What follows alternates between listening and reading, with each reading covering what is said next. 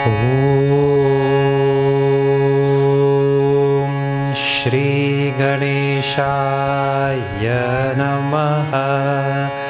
Om Shri Saraswatyai Namaha. Om Shri Gurubhyo Namaha. Vasudeva Sutam Devam Kamsacharnooramardanam Devaki Paramanandam Krishnam Vande Jagadguru. Hari Om. All right. Hari Om, everyone. And thank you for that warm welcome. And I was so happy to hear such beautiful chanting of our Gita Jnana. Almost memorized by so many also. Tonight we get to see, tonight is 102, the 101st night of consecutive Bhagavad Gita Yajna, Yajna, all across Guyana. From Crabwood Creek in quarantine to Pomeroon. And the last set of nights are happening here in West Coast. And as it is coming to the end, it is also coming to the end of Bhagavad Gita. So we are in the last chapter, the 18th chapter of Bhagavad Gita. That is what's going on. And we cannot plan which Mandir will get which set of verses. So I was thinking this Mandir is so lucky because it gets a wonderful set of verses which there's a lot of confusion around for all Hindus and very relevant to youth also. So let us chant now verse 41 and then we'll see. Verse 41 if you have your Bhagavad Gita with you. If you don't have, that is okay. Your job then will be to chant the chorus Shri Krishna Sharanam Mama Hare Krishna Hare Krishna. That's not hard, right?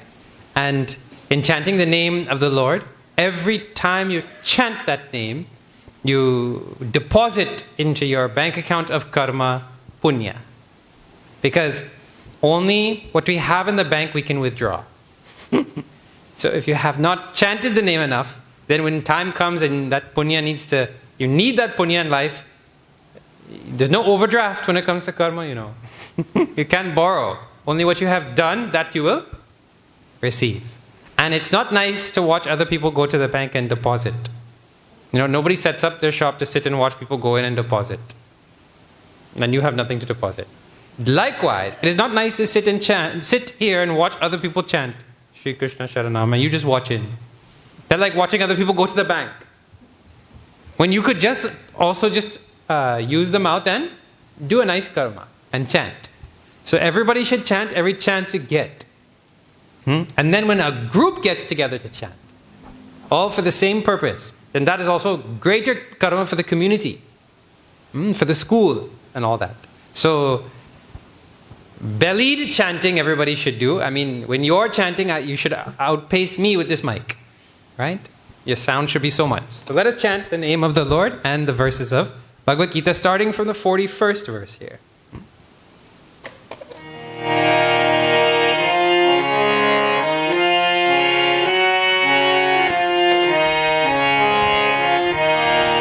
Shri Krishna Sharanam Mama Shri Krishna Sharanam Mama Shri Krishna Sharanam Mama Shri Krishna Sharanam Mama Shri Krishna Sharanam Mama Shri Krishna Sharanam Mama Shri Krishna Sharanam Mama Shri Krishna Sharanam Mama Brahmanya Kshatriya Visham Shudranam Cha Parantapa Shri Krishna Sharanam Mama Shri Krishna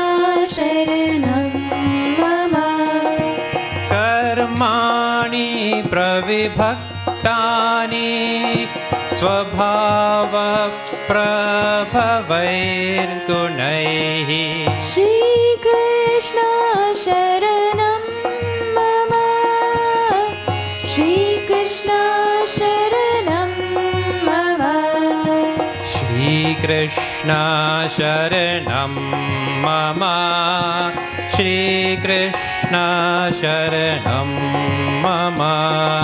Shri Krishna Sharanam Mama.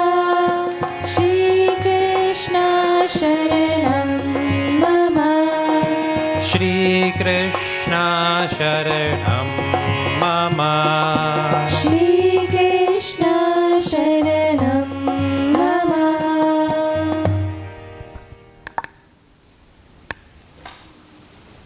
Now, let us think a little bit first, and then we'll see what this verse is all about, right? You don't find in the world that everything is the same, and no one would like also.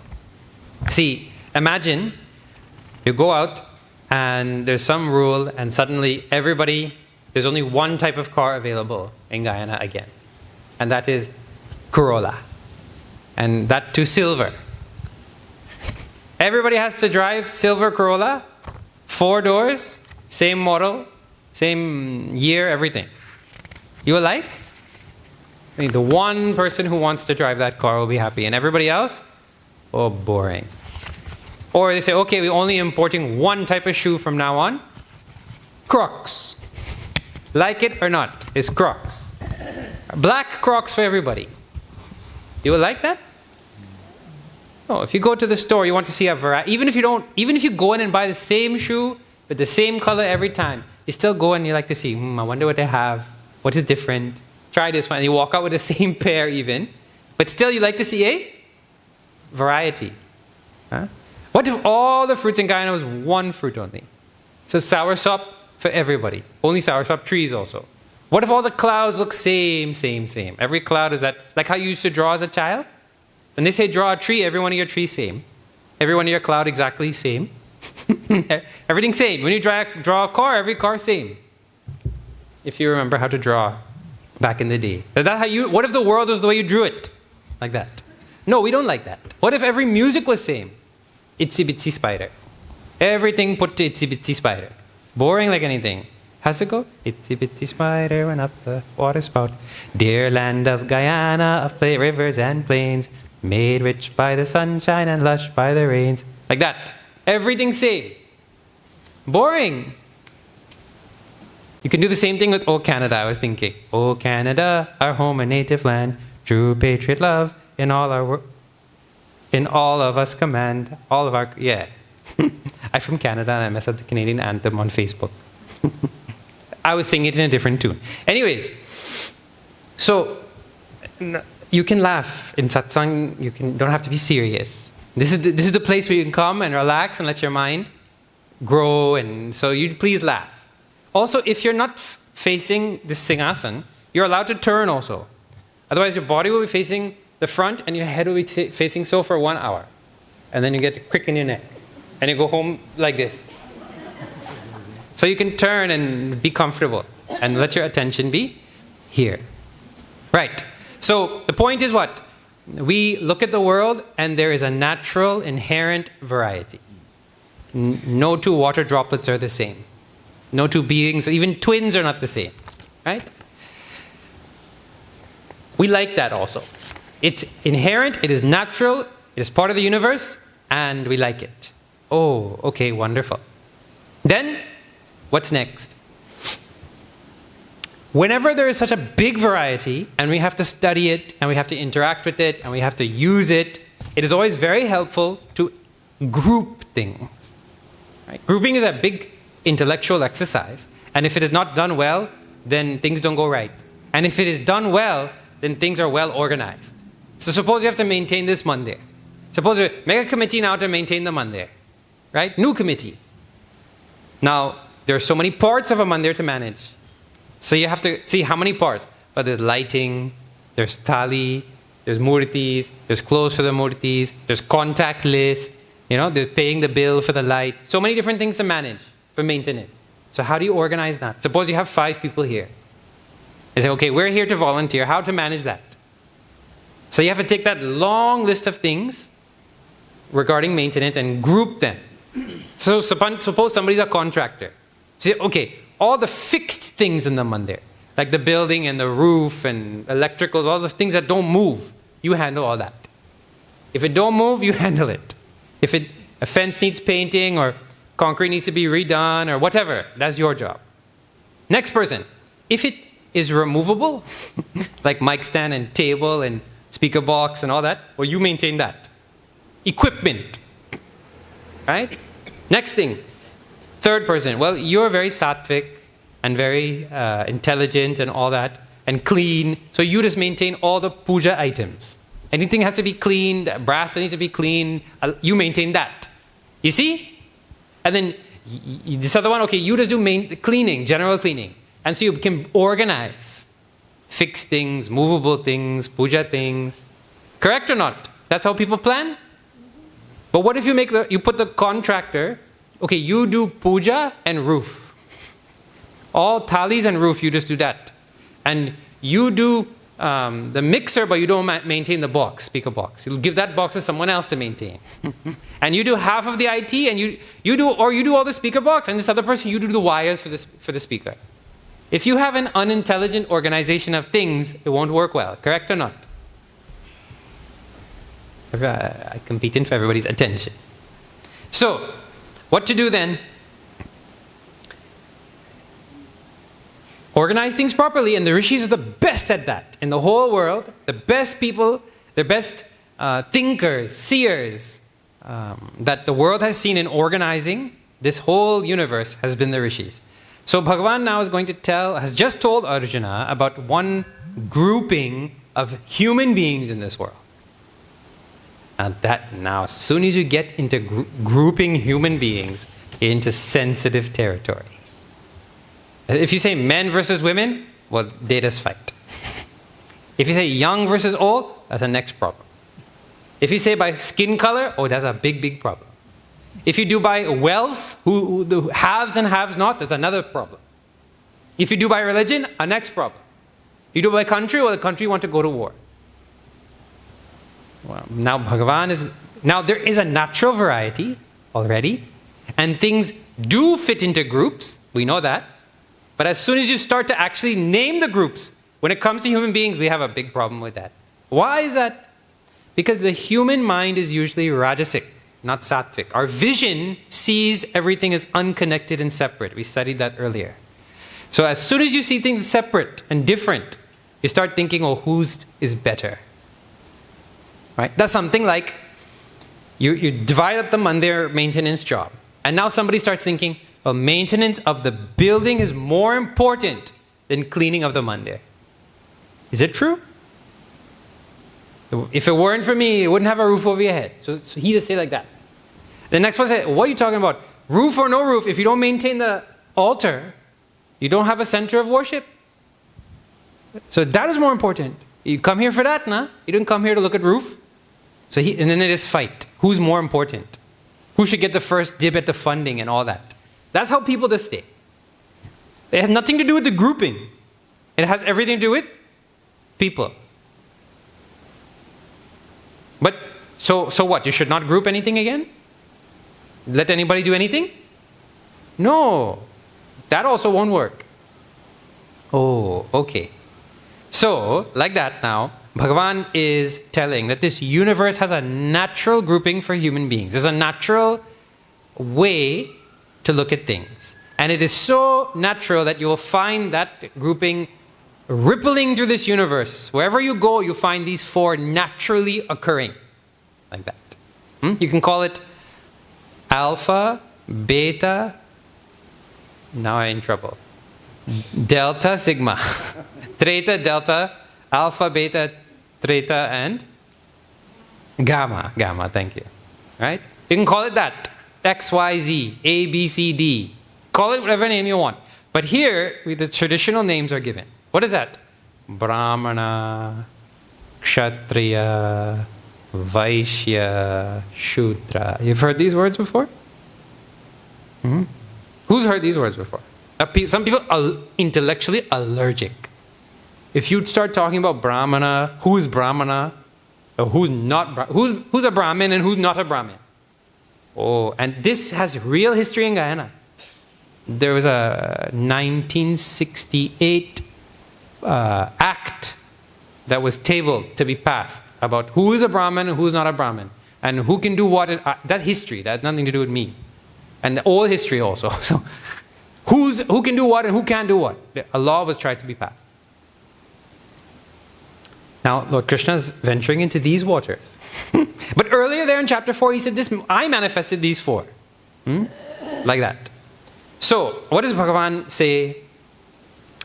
I manifested these four groupings of human beings based on their natural inherent quality. The word is guna. Based on their natural guna. Their inherent tendency. Tendency, you can say. Quality, you can say. Character, you can say. Passion. Their natural passion, you can say.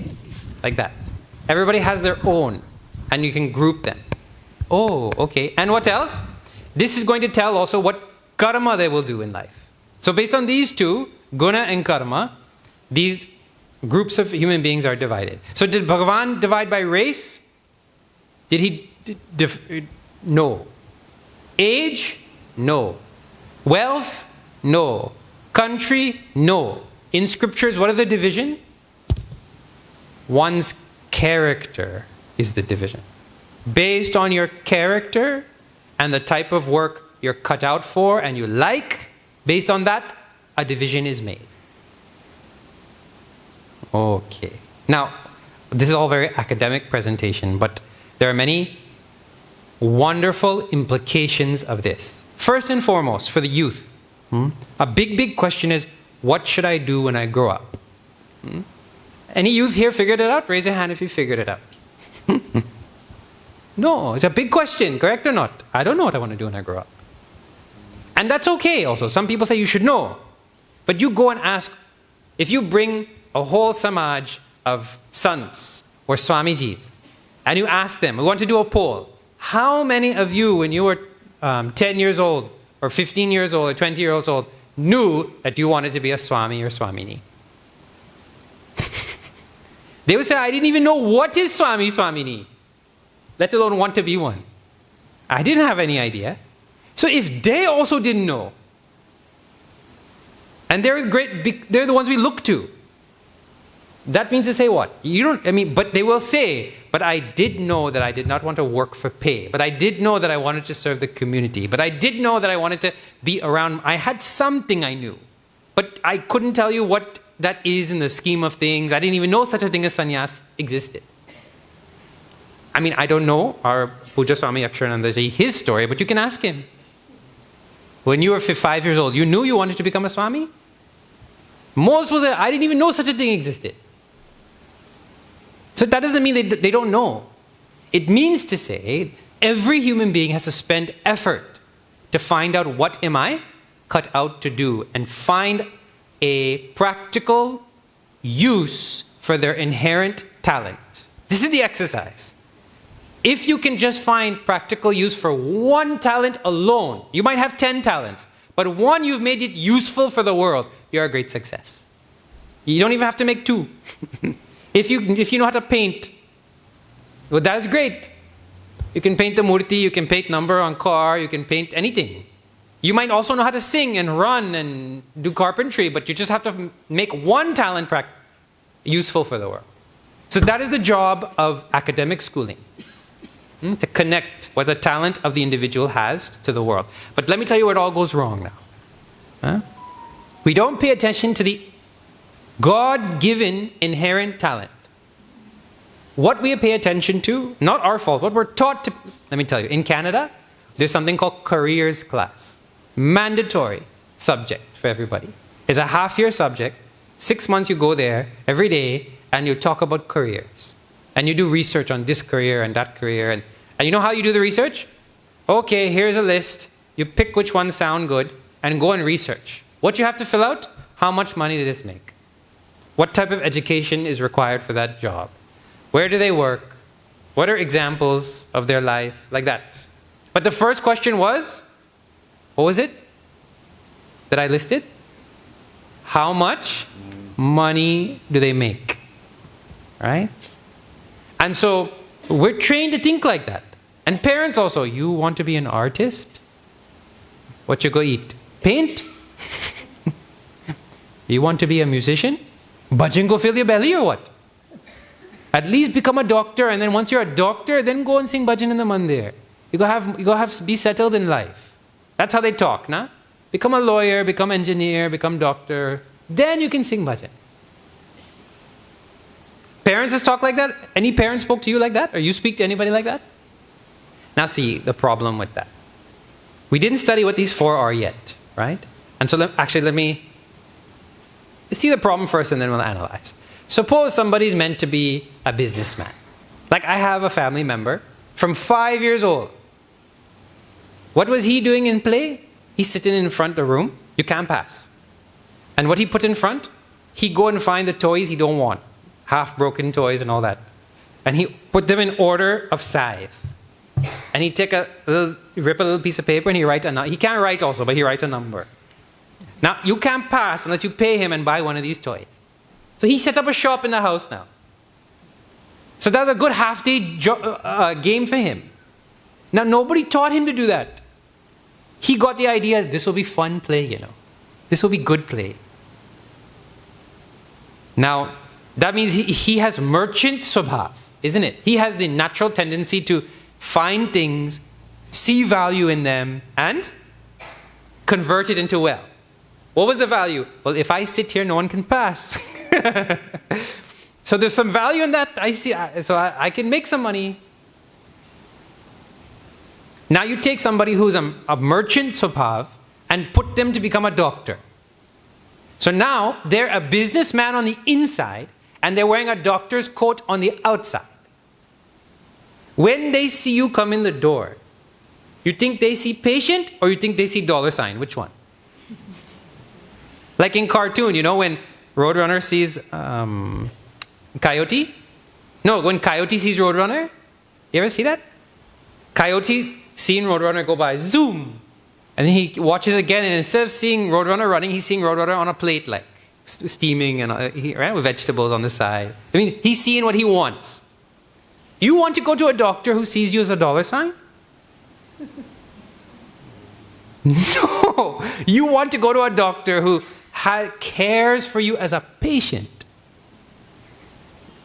That's what you want. Suppose you take that same man and you take off his doctor uniform and you put on a police uniform now.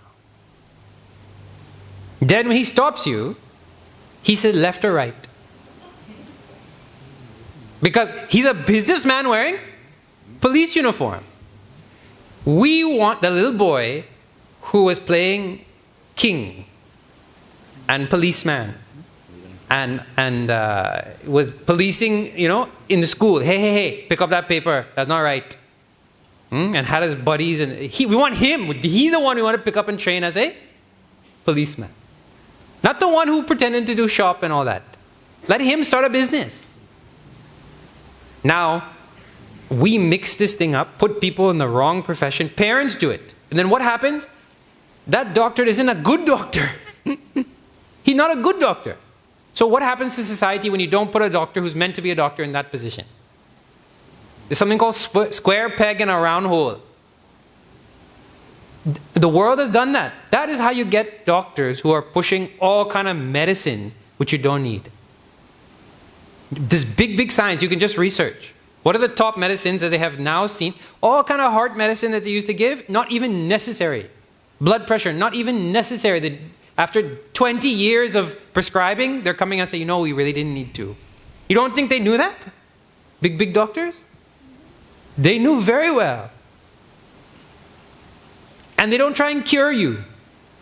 You go to the doctor and the job is, I was with one oncologist in Flint, USA.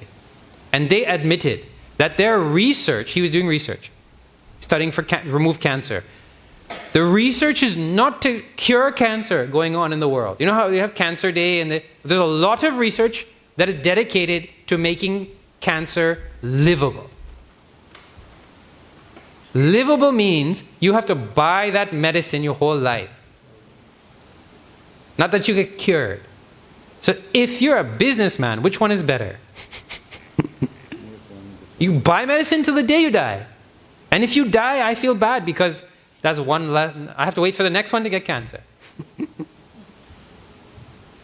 That's called self-interest. So we hurt our own society by putting the wrong person in the wrong job. But human beings, we like to see, no.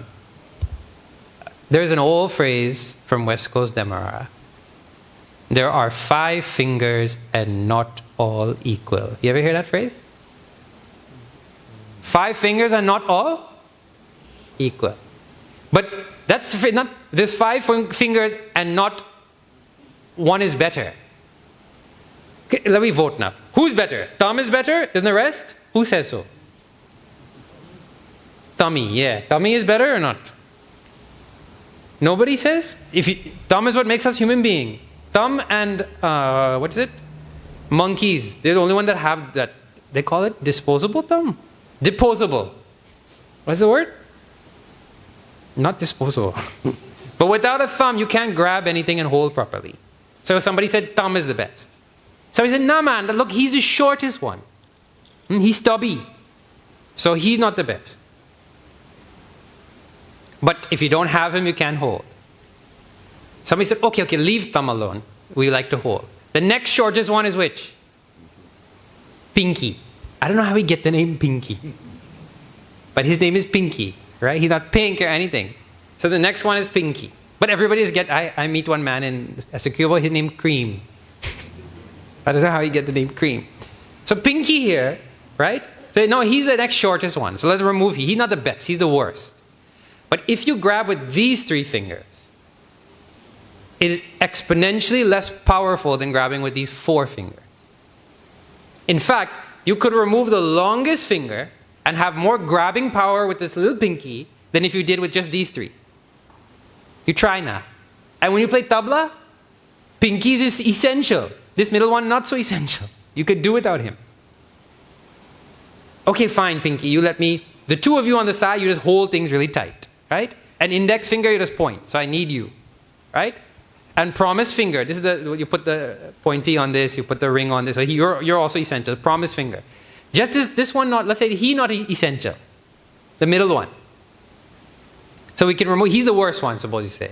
But when you're reaching for a can at the top shelf, is it not this longest one who will save you so many times? Because that just the tip of that little one catch the edge of the can of carnation milk, or condensed milk, and then you get it. If you didn't have him, how much can of condensed milk you would have never reached? So now you tell me which one is more important. You have 5 fingers. They are not all equal. They're all totally different. But you could do without, you would give away anyone? Like that with all things, including the types of Brahmana, Kshatriya. Now let's see these, right? What are these words? So the first one, we call it Alpha, or we call it Brahmana. Such people are thinkers, planners. Then the next one, Kshatriya. Such people, you think warriors, but they're also administrators. They get things done. If you have a principal in a school, they're the Kshatriya. Not just the police officers and the army men. Administrators. Then the next one, Vaishya. Here the word is Visha, but from Vish. Vaishya means business people and more. We'll see when we chant the verses. Right? They make resources happen. They bring resources. And the last one, Shudra. They do the work. Now, I want you to see first point about this. I must, as a human being, figure out where I fall. So I can, especially children, so I can figure out what my job is. And I should not pay attention to wealth at all. Because when you find yourself in the right position, wealth chases you. When you choose wealth and you don't look at your own inner tendencies, you chase wealth. So you want to be the doctor everybody wants to go see? Then then you can only be that doctor if you're meant to be a doctor. Like that. So it's very important. And I gave the hint also. Parents have to help children. When you were young, what game you used to play? Now, if you only play the games like this, well, the parent won't be able to tell what your quality is. They have to leave you alone for some time and stand back and watch. Like, I never played that shop game, and if you told me as a child to play that shop game, I would have said, this is the worst day ever. Leave me alone with my Lego and all that, and let me build things. I like that. I like to sit there and think. For me, that was fun. Leave me alone. Let me lie thinking about Lego. So, anyways, the idea is the parents have to study their children quietly as they're growing up, and then remind them when they get older. You used to like to do this since childhood. We just chanted a verse last time. Sri Ram also, Khel ahi khel, with the Sri Ram and his brothers, Bhagavan Sri Ram and his brothers. You know how they grew up? Play, play, play. And what they played? Nripalila. Okay, today I'll be king and you all be the ministers. Now you give me some advice. No, I don't agree. Now you convince me. Okay, now somebody commented, what are we going to do? Okay, let's all be army and go say, they would play what it is to protect the kingdom. As kids. Okay. Then the next point in all of this is what? All the four, what you call varna. All the four varnas. I didn't use the word caste. I didn't say 4 castes. I said 4. What's that word? Varna. You can use that word because caste is a big problem. The 4, varna means color also. The 4 categories. That 4 all are equal. Brahmana is not superior. There are 5 fingers and all are equal. If somebody says, because some people like to say holier than thou. I holier than thou. So they're not there. So let us think a little bit together. The reason why people like to do that is because that's human nature. Any little thing they can get over the other person, they just use that. Nobody's at fault. That's human nature. Any little thing I get over you, I just use that to say I better. Okay? First point. So we're not blaming anybody. That's human nature. But it's not part of Hinduism.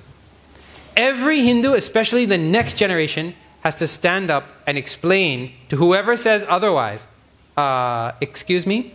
Chapter 18, verse 41. You please explain that. This is the verse. Highlight it. Remember it. 1841. It says nothing there about Brahmanas being better. It says something else also. It says nothing there about how you could become Brahmana by birth. Nobody is Brahmana by birth. It's called Jati. Now this is a big thing, eh? According to scriptures, you're not a Brahmana by birth. See, Gandhiji's son, Mahatma Gandhiji's son, was not a Mahatma. If it is that every great being like that, suppose you say Brahmana, has son who is a Brahmana, that will make sense? Do you see that anywhere else in the world? Every great musician produces a great musician? Every scholar produces a great scholar? No. It is true, the apple don't fall far from the tree. But it may not fall in the front, it might fall in the back. A tree has many sides, na?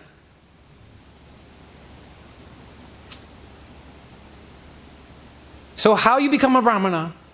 According to your quality, your nature. So you could become one if you make the right nature.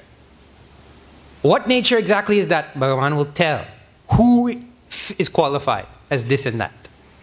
And if somebody says, I holier than thou, that itself tells you they're not. If someone wants to say, I better than you, that means that person has something called superiority complex. And somebody who has a superiority complex is not a great person. That's like just a great ego walking. Correct or not? That's a great person who says, I better than you? No. The great person says, I'm less than you, or I don't feature in this universe. Bhagavan is the greatest. So, a very interesting thing. Okay. So students, you should know, right? Let me tell you one other point. If somebody does say, no, you're wrong, and they find some quote from scriptures and all that, you're wrong. You can be Brahmana by birth. That person is in a really, really tough spot. It's a really hard position to defend. How is it hard to defend? See, if truly somebody who does, because when we say karma kand, somebody who does puja, if they are really holier and they're Brahmanas, I'm not saying Brahmanas are holier, right? I'm just saying, suppose they say like that, right? Then from that varna, you should get the most saints and sages. The most holy group should produce the most saints and sages. And the other group of Kshatriya and Shudra and Vaishya, they should produce less. But what do we find? We find any correlation? You go and ask now, Swami Vivekananda ji, Mahatma Gandhi ji, Ramakrishna Paramahamsa ji, were your parents doing puja as a pandit or pandita? No. In many cases you'll find the answer is no. So what, they broke the rule or what? What you find is saints and sages are produced from good parents no matter what field they're in.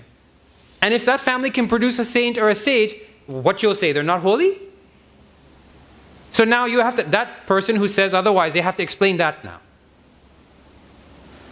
How so many different Swamijis came from business families. Explain that now, how? How they'll explain? I'm telling you, if anybody wants to hold fast to that, they're in a real corner. They can't explain much. And that's just the tip of the iceberg. The problem is also that we Hindus are not ready to ask an intelligent question in return. Like, explain 1841. Explain how so many greats and saints and sages didn't come from Brahmanas. Now, but you have to be knowledgeable to ask that question back. It means you have to hold those in Hinduism account. There's a rule we have, What is that rule? You as the listener to me are in a more powerful position in one way. See this. Because what I say has to meet 3 tests. You don't have to meet any test to come. But what I have to meet a test, what is that? It's called Shruti, Yukti, and Anubhuti. Shruti means what I say has to come from scriptures and from the long lineage of saints and sages. It has to be Shruti. Second thing, so if I say something against that, then you don't have to listen to me. You do not have to listen to me in Hinduism. Second thing, Yukti. Even if it's from scriptures, it has to be backed with logic. I have to give, this is for this reason. I have to give some reason and cause and explain things. Like I have hopefully been doing so far. Logical thinking. If it also not, suppose it is from scriptures and it is logical, but I also don't give you anubhuti, some experience that you have to be able to see that thing play out in the world or in your own life. If I can't demonstrate that to you, then you as a listener can say, excuse me, speaker, please see the door. Not only not listen, you can remove the speaker also. That's your privilege and right. You must demand Shruti, Yukti, Anubhuti. That's your privilege. So you can throw out what I'm saying and throw out the speaker too. And that is how you keep things to a high standard. It's a thinking man's religion. But for that, you have to think. I have to think. And we have a nice discourse. What did Bhagavan mean by this? So if somebody cannot meet those tests, well, you don't have to listen. This is your strength. I mean, you could choose something else where you have no rights to think and God don't want you to know that. And if you don't believe me, you're going to hell. You could choose that kind of thing and that kind of speaker. That's your choice. You're free. But I chose this because I love that. You're free to think and question. Like that. Huh?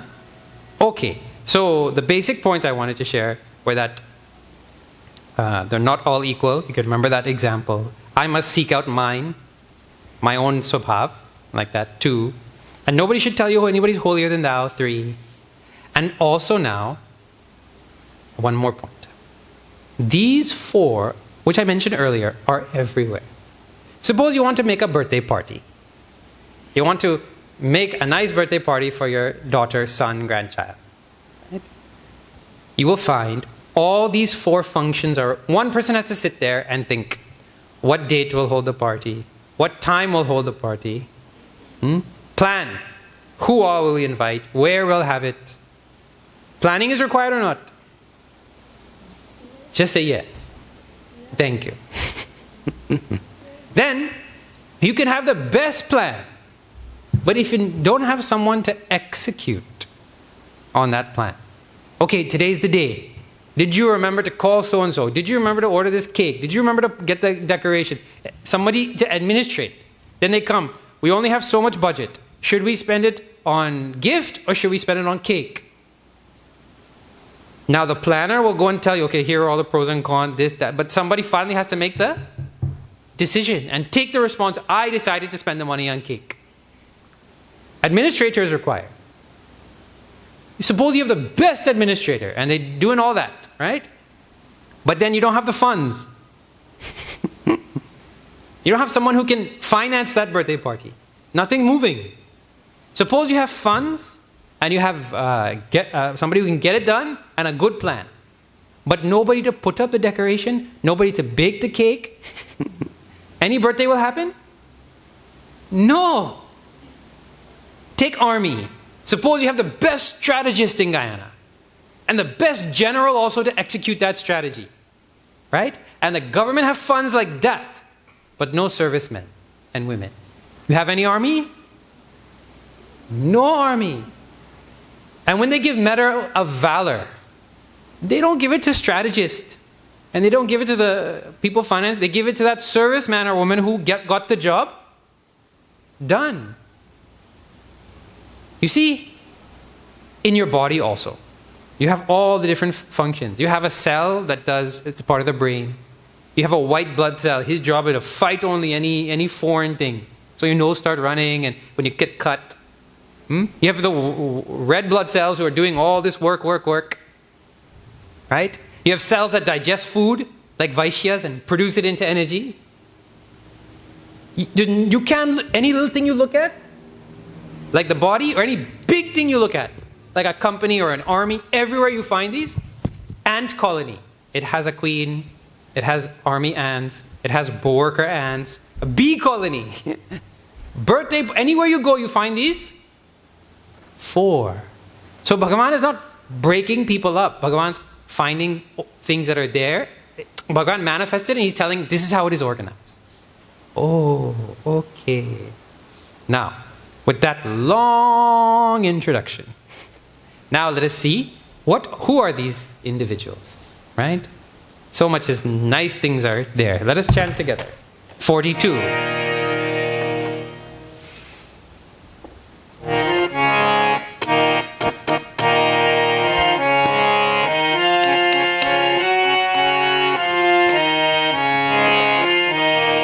Shamodamastapa shaucham shantirarjavameva cha Shri Krishna Sharanam Mama Shri Krishna Sharanam Mama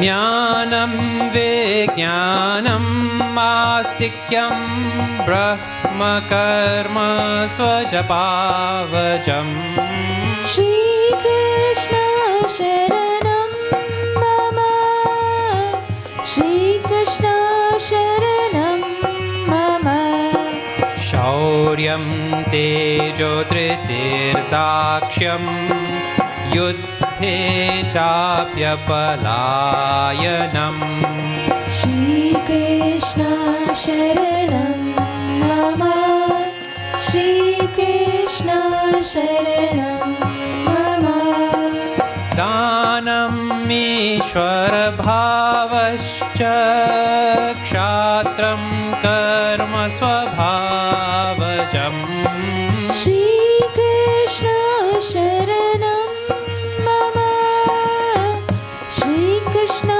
शरणं मम कृषिगौरक्ष्य वाणिज्यं वैश्यकर्म स्वभावजम् श्रीकृष्ण शरणं मम श्रीकृष्ण शरणं मम परिचर्यात्मकं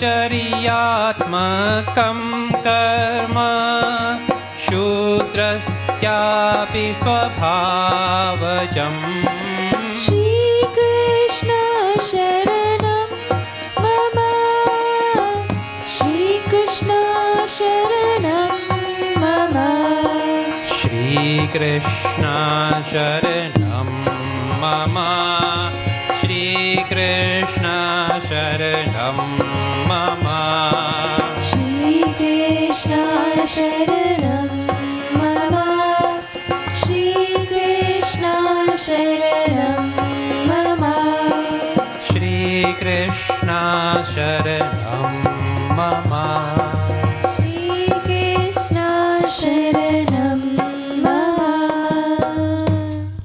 Okay. First, Bhagavan takes the thinker, the visionary, the planner, the Brahmana. And you keep count now of all the descriptive words he lists. How many? Okay, so you just count. First one, Shamaha. Who is a Brahmana? Those who keep their mind under their control, who have mastered their thoughts. Then, Damaha. They have also, now counting, right, number 2, they have also mastered their senses. Meaning to say, their nose doesn't pull them when they smell bread and, baking somewhere. And their tongue doesn't pull them when they want to taste this thing. They keep those senses and they tell the senses where to go, when to go. Integrated they are. Damaha. Tapaha. These are individuals who are given to doing tapas, austerity, penance. And we saw earlier in chapter 17 the different types. Means, for instance, they put effort to make sure that not a word comes out of their mouth that will hurt another being, that is not useful, that is not true. One man went to Socrates and said, Socrates, I have to tell you something, some news, listen to this. Socrates says, stop, wait. Is it true what you're about to tell me? The man said, I don't know, if it's true. So, oh, all right. Is it nice? No, not really nice. Kind of gossip. Is it good? No, not such a good thing for me to say. At least, is it kind of funny? Is it going to give joy, happiness, kindness at all? No, not funny. Socrates said, please keep it to yourself. Means my words should meet one of these criteria. He pays attention to his speech, pays attention to how he uses his body, and especially his mind. Keeps that mind cheerful and serene and quiet and devoted and integrated. He puts effort for that. He likes that, actually. That's his nature. Tapaha, he does do that. Shaucham, he's clean. And he likes things to be clean. Like, from outside the gate, when you drive by SVN, you can feel the cleanliness. It's like exuding out onto the road. That means that being inside here has that quality. Shaucham, and the whole community has to get it now. That's not easy, but Brahmanas is like that. Cleanliness, outside and inside. Shanti. They have endurance. They have forgiveness. They like to do things that require endurance. They're given to forgiveness. Then, arjavam, straightforwardness. Means to say, their words, their thoughts, and their actions, they all align. You can make sense of it. When you can't make sense of things and you hear a story that doesn't align, we don't like it. We want to get to the bottom. But you don't find that with this type of person. Their words, their speech, and their actions all straight. Arjavam. It troubles them. Like somebody I'm not good on WhatsApp. And sometimes I forget when people travel to check in, hey, did you reach? Then I'll get a message. I reached. Before I inquire, the person told. Now, if I say, yeah, I'm so happy, well, I didn't even think about it. So I can't say I'm so happy. But I am happy, so I'm in a weird position now. If somebody has advice, you can tell me what to say. Because you want to be straightforward. You don't want to give the sense that, and on WhatsApp and all that, people just give hard for anything. But you know that doesn't mean something. But if Swamiji gives you a heart, then you know that something actually happened to his heart, because he's straightforward. He wouldn't say something he doesn't feel. A big quality. They have jnanam. They're given to study, to research, to scholarly analysis, to that type of work. Vijnanam. They're given to scriptural experiencing the reality that is talked about in scriptures. Astikyam. Oh, they're people of great faith. People of great faith don't have much worries in life. You know the Bole Babas, Panditji, he's not worried about much. He has faith in God. He has faith in scriptures. He has faith in his guru. He has faith in himself. What he has to worry about? His faith, dharmo rakshati rakshitaha. He relaxed. Great shraddha he has. That karma is called svabhavajam. That's a brahmana. But there's no karma there. How many, first of all, anybody counted? If you're a brahmana, you like to, hey, let me see how many. If you count that, 9. Bhagavan lists 9 descriptors. He made 9 marks of the pen to try and draw out this here. Let me draw a brahmana for you. 9. So you can get an idea. Right? And not one of them is you're doing this action. You're a brahmana if you do this action. All of them are qualities of the mind, of the heart. Let's see that. Then see the next one. No, wait, let me give you an idea. Like Brahmaji made his mind-born sons were the Sanat Kumars. So Brahmaji has this work to manifest this universe. So he manifests his 4 sons. To help now. But he manifests them sattvic beings. So when they're now told by their father, okay, now help me manifest this universe, they're not interested in that work, Rajas. They're interested in meditating on the highest reality from which this universe... So Brahmaji didn't get any workers. So the Sanat Kumaras travel his whole universe absorbed in God. Because he made sattvic beings. They're like that. And that same thing happens in families. One businessman is there, but he has some sattvic qualities, so he manifests a sattvic son or daughter. So many of them want to go be brahmacharis, become sannyasis and all that. And then that father left on nobody to take over the business. This one went to become police officer, and this one became sannyasi. So he like Brahmaji. He can manifest, but he has no, like that. It happens all the time. They're interested in teaching, thinking, researching in any field. And those are the brahmanas. Have you heard of think tank? The word think tank? The brahmanas just go work there. Let me go work in the think tank. That sounds interesting to us. And we'll give people advice and write policy paper and all that kind of thing.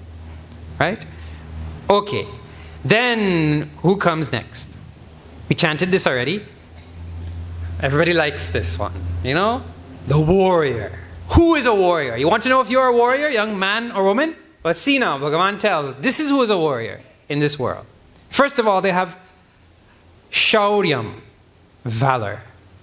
Valor means they don't shy away from challenges.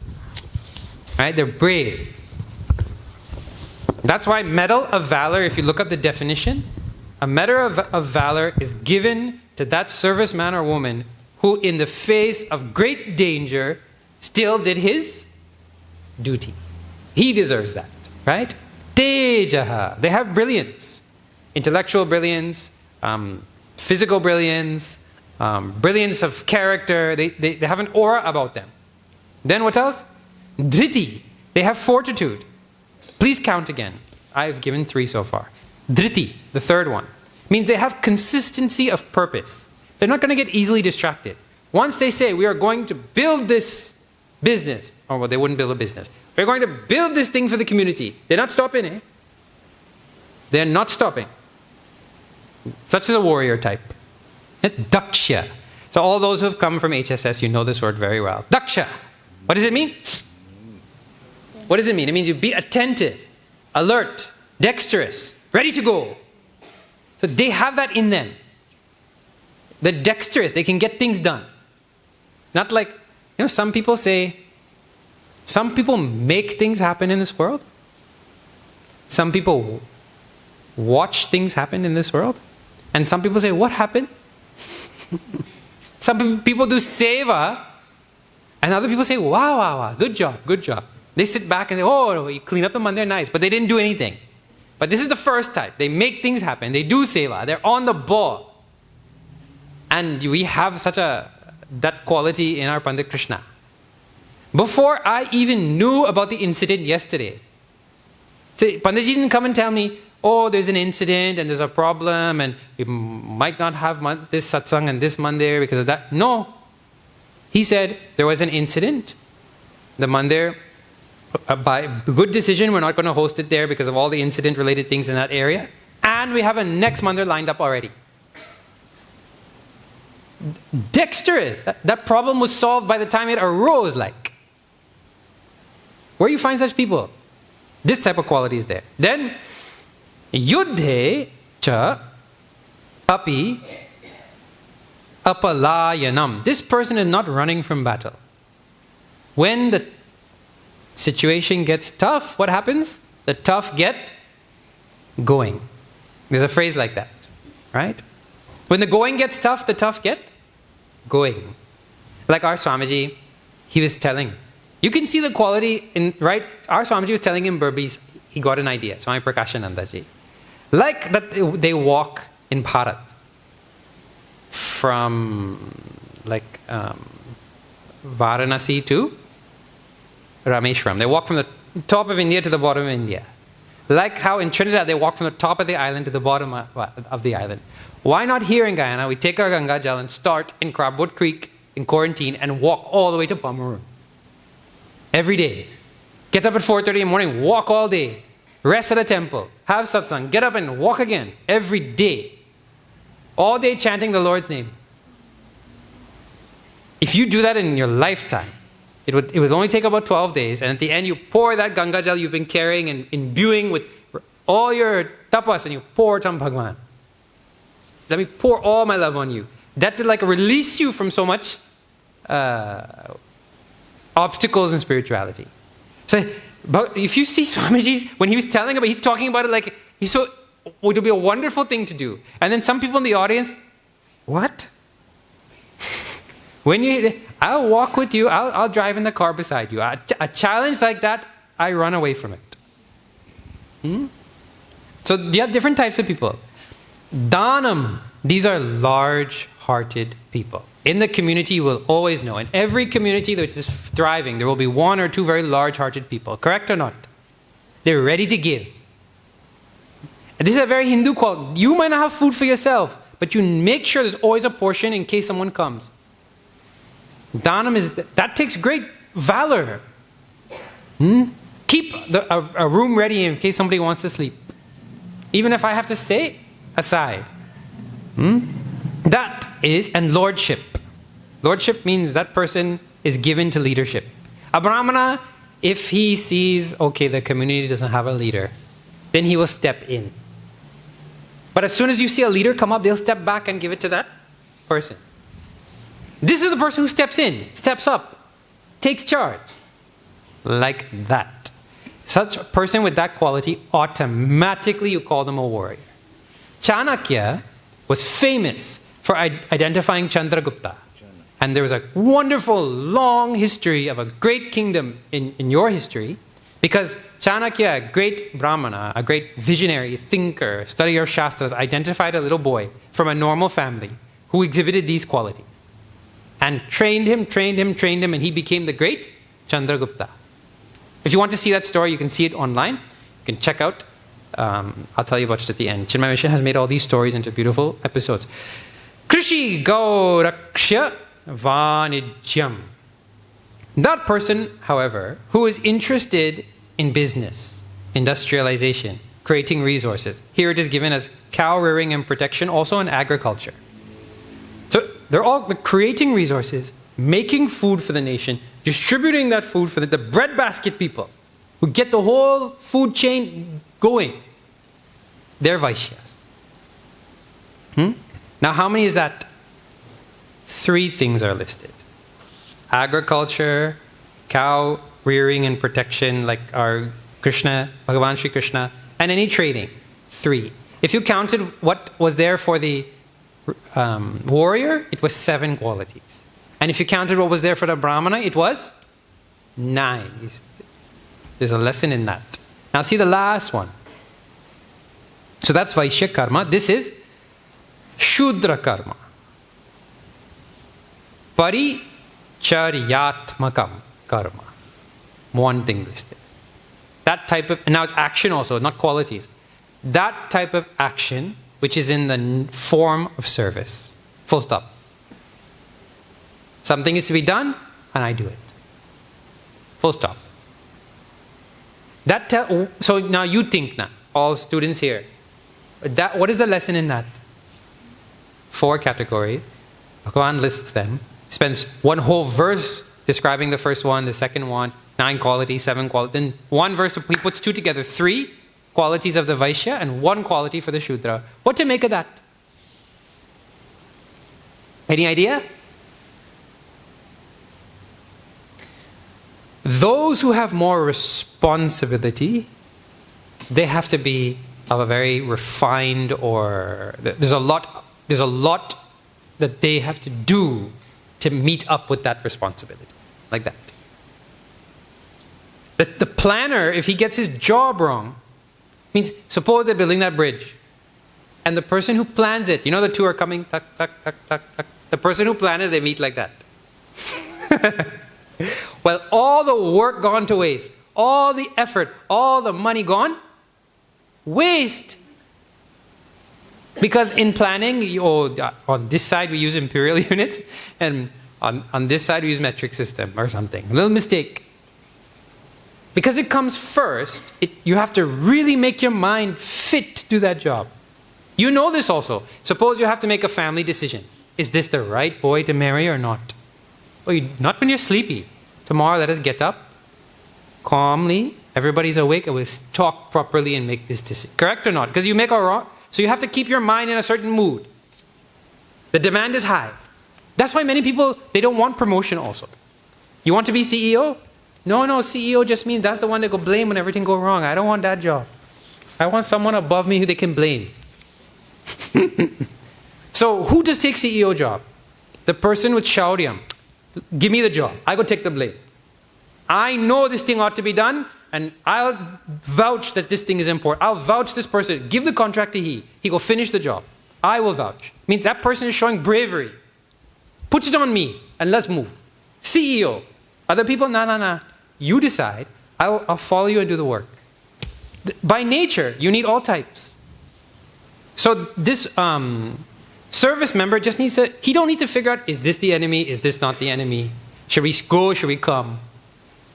The general said fight, so now we fight. Like that. You need all types.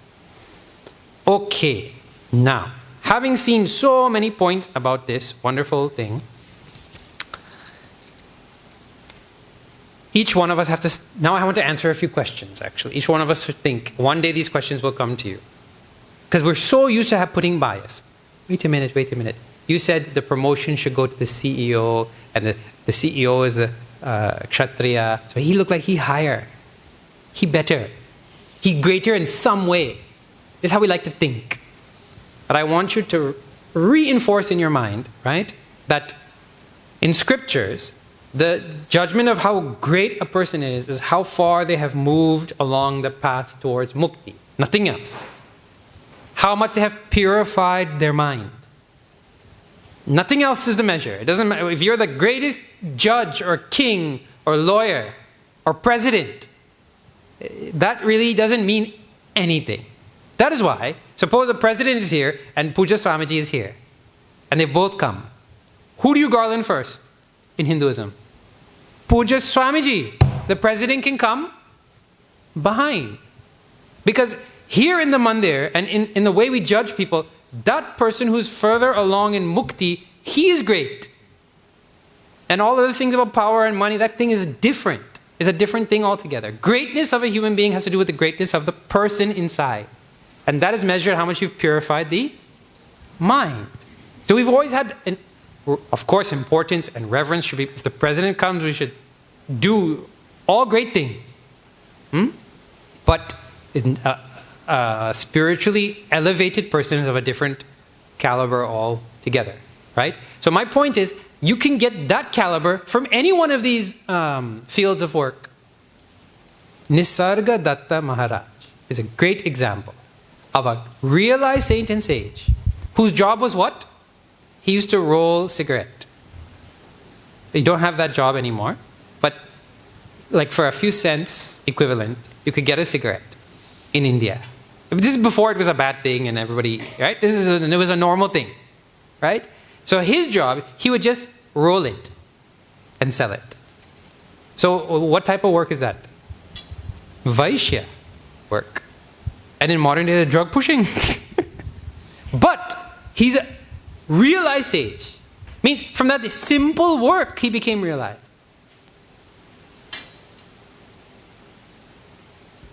Interesting. You don't need to be of this thing and that thing to make spiritual progress. The secret to spiritual progress doesn't have to do with your station in life. You could be a butcher and get mukti. What? Well, otherwise you'll say what? If you do this type of work, you could never reach God? You could say that? But Ram killed so many of the Rakshasas on that side. And when Ram kills you, you get mukti. But they're Rakshasas. How should they deserve mukti, you say? So we have to look past the surface and study the principle. The principle is, when the mind is pure, that mind can get realization. Purity of mind is the currency in which we use to move along the path. The question is, how can you be doing this job and still have purity of mind? But that you can study. But you don't judge carelessly. So we stay right where we are and make ourselves more pure. So that topic now, Bhagavan takes up. What is the secret that they have used? How did, doing their own karma, each person, how can they all reach? There's a secret sauce. There's a secret sauce in their attitude. There's a secret ingredient in the filling of their work. Like if the work is a pine tart, they put a nice little filling inside, that thing makes it sweet. But that, I tell you, has to come in Vreeden Hoop tomorrow at Lakshmi Narayan Mandir. Because our time is gone. The secret sauce. That will have to come there. Okay, now I'll just take a few moments to tell you a little bit about announcements, and then we'll see Aarti in closing. In Chinmay Mission, Guyana is an organization that is newly formed formally, but Chinmay Mission's presence in Guyana goes back to 1964, when Swami Chinmayananda Ji had come. And my grandfather from Anakatrana had a book that Puja Swami Chinmayananda Ji brought with him at that time. That means he would have put that on a container months before and they would have brought it. And at that time, Puja Swamiji was bringing books of Swami Shivananda Ji, his Diksha Guru. So I have a book in my family's house from that time. And from that time, those villagers are opening that book and reading and saying, that Swami came, what did he say, let's discuss and all that. So the presence, and our Puja Swami Prakashananda Ji has been coming to Guyana for 20 years. And the Chinmay Mission is an organization who's only dedicated to seeing Sanatana Dharma get uplifted. How? We make our contribution through teaching. It's a teaching organization. Wherever there's a chance to teach, we do that so that people, wherever they are, stay where they are and get more, make more out of it. So that's been going on all over the world, all throughout North America. This Chinmay Mission organization is there.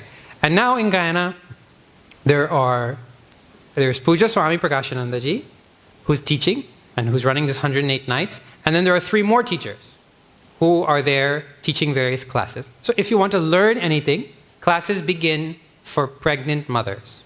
That's the class I'm most passionate about, because when you educate a mother, you actually educate 3 generations. I don't know if you've thought about it. But they say when the woman is born, she's born with all her eggs. She don't make more eggs. So in that pregnant mom, there are actually 3. There's the mom, there's the child who's about to be born, and that child who has all those eggs already in her for her children. So how many generations in one mom? 3. So if you educate that mom, you have educated 3 generations of people, because in our tradition, that baby hears everything. It affects them. So why we lost because of colonialism and so many other ways, what that mom should receive, what type of education she should receive. Well, Jnana Mission, because of the work of so many great Swamijis in the mission and committed supporters of that, come up with a prenatal education curriculum. Things a mother can learn and do at different stages of the fetus and that. And then also when they're born, the first 5 years, if you get that right, your parenting job is pretty much done. Can you imagine? You don't have to parent for 15 years. Like when you put that plant straight in the beginning. You just kind of guide it from 6 years to 12 years, and then you just let go. And when they hit the teens, they can't help it. What you put in at the beginning, they have to bring that out. Easy parenting. In 12 years, you could raise like 4 children.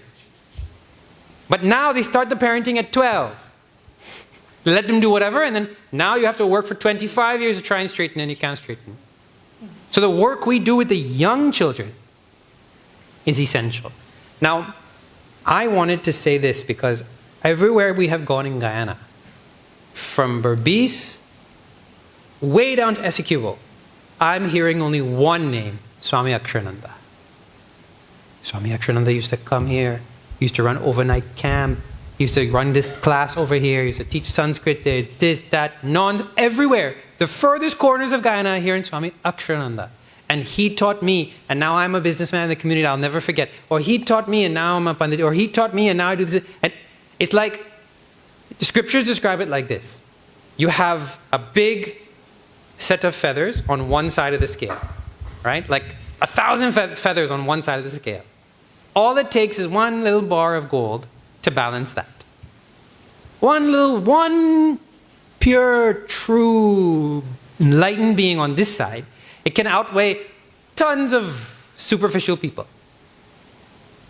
And that's what came to my mind when I thought, real on the ground, the contribution being made is amazing.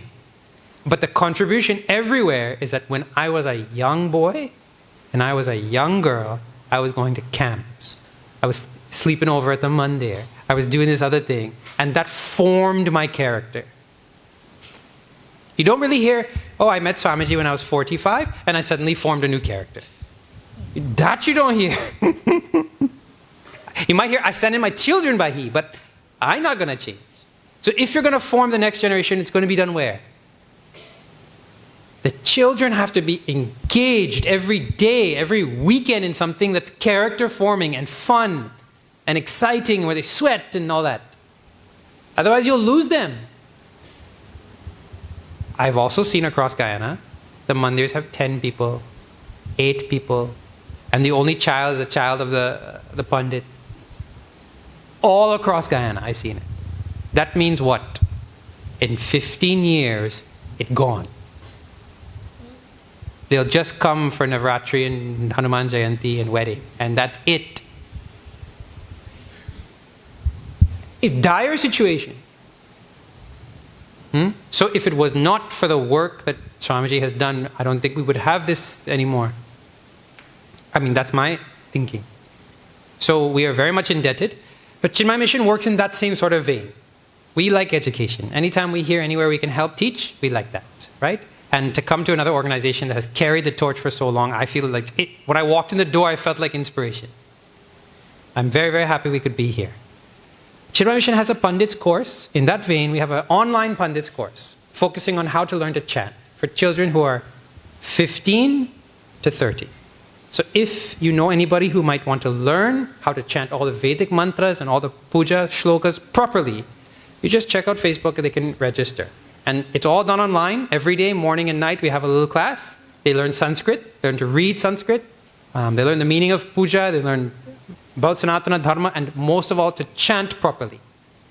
And then they'll have some practical in person. So that's one class online, 6 months you learn that, Pandit's course.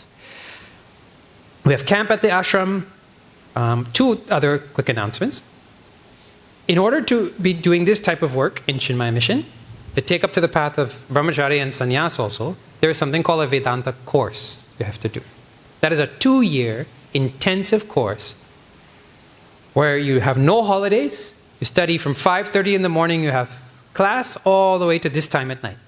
Every day, no holidays, non-stop. It's a very intensive course, but for those who are like this sort of thing, it's life-changing.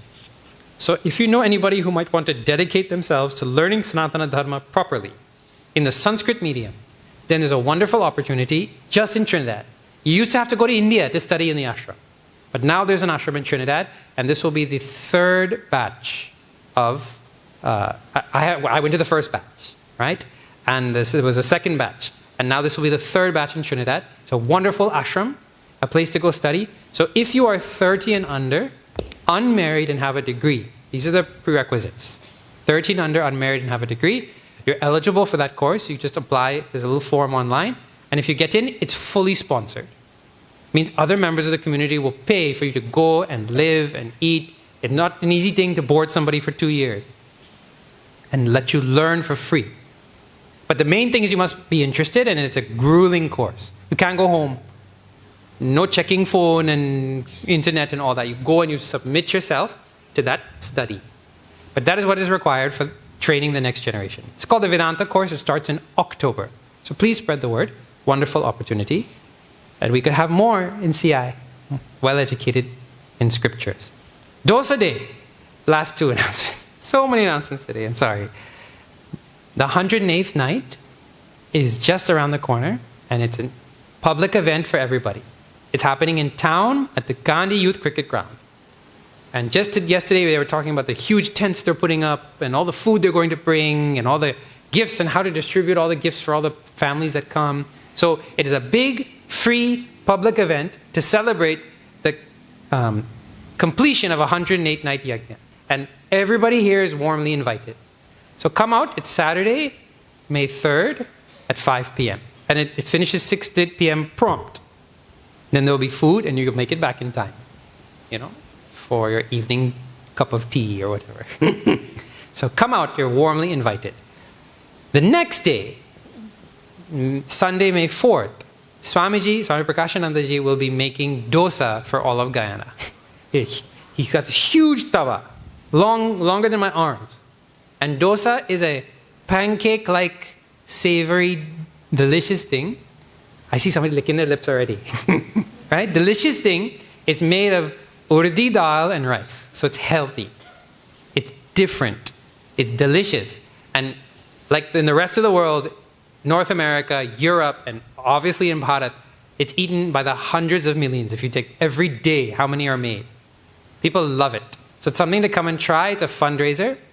We can get it filled with paneer. You can get it filled with aloo. You can get it filled with pizza, flavoring cheese and all that. Come and try a dosa made by Swamiji's hands himself on Sunday, May 4th, 11 to 2 p.m. It's a fundraiser that the mission is having.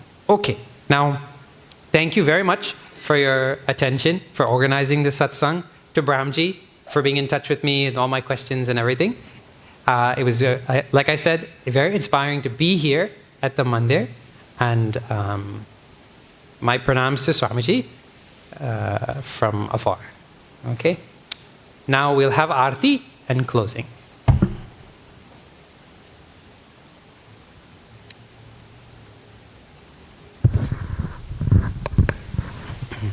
Thank you, Devji. Shall we all stand for the closing Aarti and concluding partner? We'll be preparing 2 to 3 thali. Those who desirous of doing RT can come forward and do so.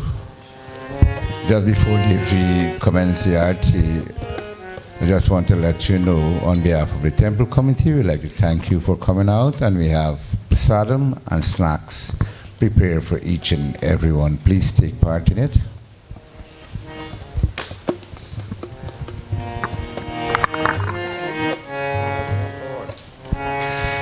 Jai Bhagavad Gita Maya Jai Bhagavad Gita Hariya Kamala Viharini Hariya Kamala Viharini Sundara Supunite Om Jai Bhagavad Gita Karma Sumarma Prakashini Kama Sati Hara Maya Kama Sati Hara Tattva Jnana Vikashini Tattva Jnana Vikashini Vidya Brahma Para Om Jai Bhagavad Gita Nischala Bhakti Vidayini Nirmala Malahari Maya Nirmala Malahari Sharana Rahasya Pradayini Sharana Rahasya Pradayini Sabha Vidhi Sukhakari Om Jai Bhagavad Gita Raga Dvesha Vidarini Karini Moda Sada Maya Karini Moda Sada Bhava Bhaya Harini Tarini Bhava Bhaya Harini Tarini Paramananda Prada Om Jai Bhagavad Gita Asura Bhava Vinashini Nashini Tamarajani Maya Nashini Tamarajani Devi Sadgunadayini Devi Sadgunadavini Hari Rasika Sajani Om Jai Bhagavad Gita Samata Tyaga Sikavani Hari Mukha Ki Vani Maya Hari Mukha Ki Vani Sakala Shastra Ki Swamini Sakala Shastra Ki Swamini Shrutiyon Ki Rani Om Jai Bhagavad Gita Daya Sudha Parasavani Matu Kripa Ki Jai Maya Mata Kripa Ki Jai Hari Pada Prema Dan Kar Hari Pad Prema Dan Kar Apano Kar Lijai Om Jai Bhagavad Gita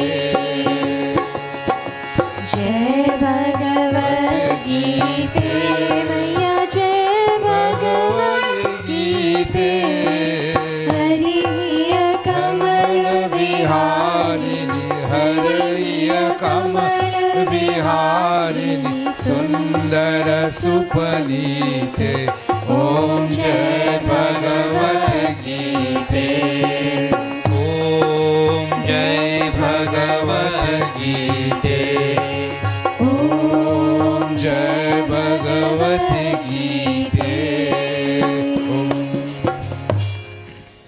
Mangalam Bhagavan Vishnu Mangalam Garudadvaja Mangalam Pundarikaksham Mangalayatano Harihi Tvameva Mata Chapita Tvameva Tvameva Bandhushcha Sakha Tvameva Tvameva विद्या द्रविणं त्वमेव त्वमेव सर्वं मम देव देव त्वमेव सर्वं मम देव देव ॐ पूर्णमदः पूर्णमिदं पूर्णात् पूर्णमुदच्यते पूर्णस्य पूर्णमादाय पूर्णमेवावशिष्यते ॐ शान्ति शान्ति शान्तिः हरि ओम श्री गुरुभ्यो नमः हरि ओम श्री सद्गुरुनाथ महाराज की जय। श्री सत्य सनातन धर्म की जय। हर हर नमः पार्वती पतये हर हर महादेव ओम तत्सत् Please take